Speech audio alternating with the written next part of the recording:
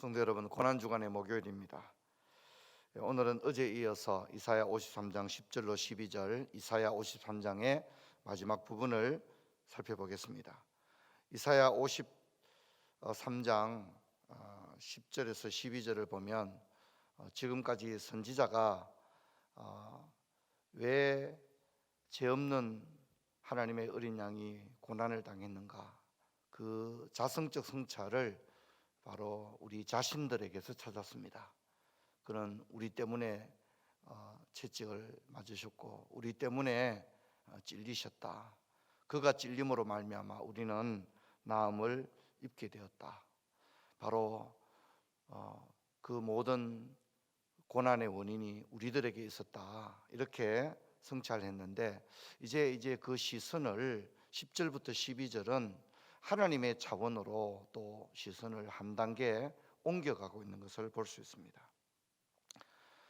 무지하신 하나님의 어린 양 그리스도가 대속적 형벌을 받으시고 죽으신 것을 율법적 차원, 영적인 차원, 신앙적 차원으로 추적하고 있습니다. 10절을 보면 의외의 말씀이 나옵니다.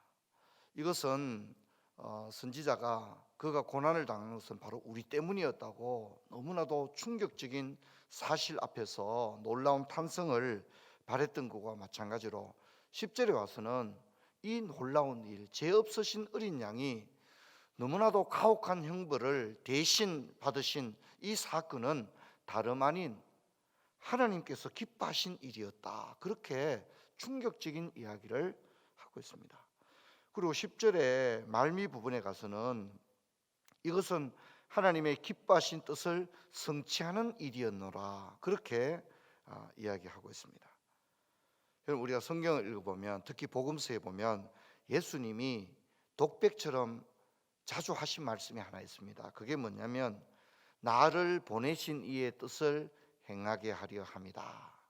이 말씀을 굉장히 자주 하셨습니다. 그리고 또 예수님의 생애와 관련된 사건들을 기술할 때 자주 나오는 서사 중에 하나가 이는 성경을 응하게 하려 함이다. 이런 말씀이 나오는 것을 보게 되어집니다. 또한 예수님께서도 겟세마네에서 기도할 때 내 뜻대로 마시고 아버지의 뜻대로 이루어지기를 원하나이다. 그렇게 기도하셨던 것을 기억합니다. 또한 로마서를 읽어보면 예수님이 십자가를 지신 그 놀라운 사건을 순종이라고 하는 하나의 개념 속에서 이해하는 것을 볼 수 있습니다. 그래서 로마서 5장 19절을 보면 한 사람이 순종하지 아니함으로 많은 사람이 죄인이 된 것 같이 한 사람이 순종하심으로 많은 사람이 의인이 되리라 그랬습니다. 아담 하와가 하나님께 금단의 열매를 먹은 사건을 불순종 사건이었다, 그렇게 말하고 예수님이 십자가를 진 사건은 순종이었다. 한 사람의 불순종으로 세상에 죄가 들어오고 한 사람의 순종으로 세상 모든 사람에게 구원이 이르렀다, 그렇게 이야기를 하고 있습니다. 여러분, 저와 여러분도 순종의 차원으로 우리의 신앙을 옮겨가기를 주의 이름으로 축원합니다. 우리가 어제 살펴본 것처럼 우리는 얼마나 매사에 말이 많습니까? 자신을 정당화하기 위해서 우리는 끝없는 변론에 집착하지 않습니까? 그래서 대화의 주도권을 잡으려고 합니다. 내 말 한번 더 들어보라고 막 그렇게 얘기하지 않습니까? 하지만 주님은 그 입을 열지 아니하시고 도수장으로 끌려가는 어린 양처럼, 털 깎는 자들 앞에 놓인 양처럼 그 입을 열지 아니하셨다, 그렇게 이야기합니다. 그 입을 열지 않았던 그 사건의 모습은 십자가를 지신 주님의 모습에 제가 절정을 이루는 장면이다, 그렇게 말씀을 했는데 그 장면을 순종의 차원으로 오늘 해석을 풀어내고 있는 것입니다. 여러분, 성경은 뭐라고 합니까? 순종은 제사보다 낫다고 했습니다. 우리가 말이 어눌해서 하나님이 일을 못하는 게 아닙니다. 심지어 말하지 않아도 하나님의 역사는 이루어질 줄로 믿습니다. 그래서 우리가 암송했던 시편 19편을 보면 그런 말씀이 나오잖아요. 그 소리가 없지만 그 말씀은 세계 끝까지 이르도다, 그렇게 이야기하지 않습니까? 세상은 말하려고 합니다. 어필하려고 하죠. 하지만 말이 없어도 하나님의 역사는 하나님의 놀라운 일은 도모되어진다는 것을 잊지 말아야 합니다.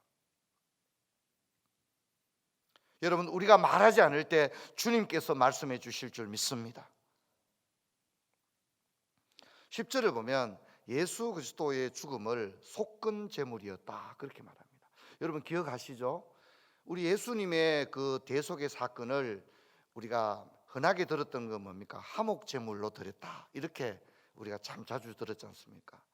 그런데 오늘 이사야 53장은 이 사건을 속건 제물 사건이었다 그렇게 다른 측면에서 보고 있습니다. 여러분, 우리 속건 제물이라는 것은 배상 제도입니다. 배상 제도. 남에게 손해를 끼쳤을 때 손해를 보상하는 배상 제사가 속건 제물입니다. 그래서 이 예수님의 대속적 죽음을 속건 제물이라고 평가했던 것은 뭐냐면 바로 약속을 어겼기 때문이라는 거죠. 누가요? 이스라엘이 하나님과 맺은 언약을 파기했다는 것입니다.